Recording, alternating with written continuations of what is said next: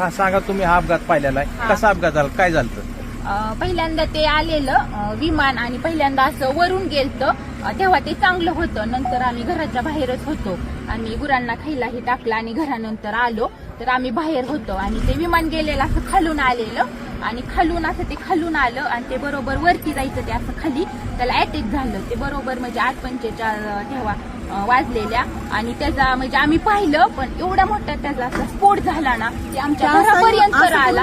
असं ते फिरलं आणि खालीच क्रॅक झालं, ते धावपट्टीवर गेलंच नाही, तसं असं जाग्यावर त्याचा स्फोट झाला. आम्ही एवढं घाबरलो, तरी पण म्हणजे ते आले वरून पोलीस ही, मग आम्ही गेलो. 15 मिनिटं थांबले, मग आम्ही घरून तरी पण आम्ही पाणी आणलं, वाजले पाणी घेऊन आलो, त्यांच्यापाशी पाणी दिलं, विजवलं आणि ती बॉडी अशी साईडला पडलेली आणि त्यांचं मुंडकं ही पूर्ण म्हणजे साईडला होतं ना, अशी निम्मी बॉडी होती ती आम्ही पूर्णपणे पाहिलेली बॉडी.